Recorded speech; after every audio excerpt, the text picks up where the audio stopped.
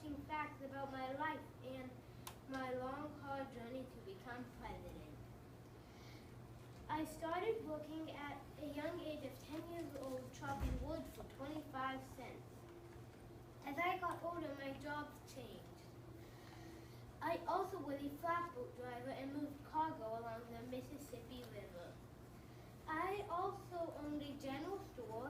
I was a soldier, a postmaster, and I worked very hard to become a lawyer. I had to teach myself to read so I could reach my dream of going to law school when I was 22 years old.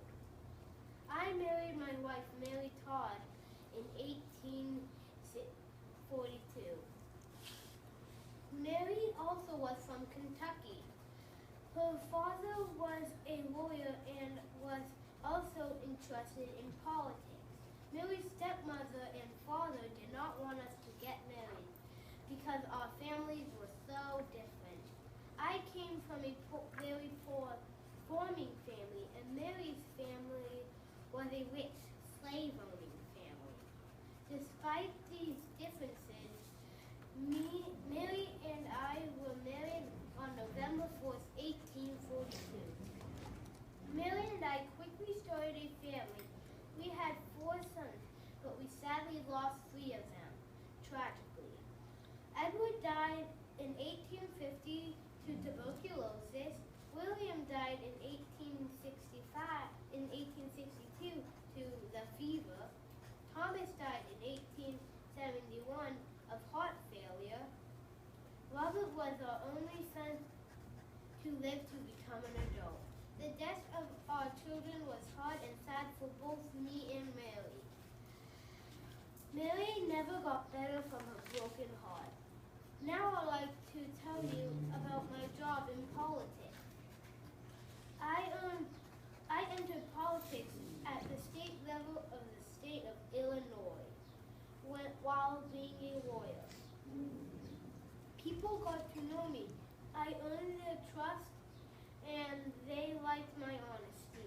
I was encouraged by many people to run for presidency in 1860, and I won. When I became president, I had to fix many problems that the United States were facing. Here are 2 examples of some things I had to do. There was a threat of the northern and southern states dividing. The southern states attacked the northern states many times, and they started the Civil War. And this started the Civil War in 1861.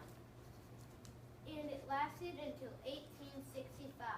My army won, and the United States stayed as one nation. I also stopped slavery. In 1865, I passed a law that would free all slaves. I gave a very famous speech called known as the House Divided when I announced this new law.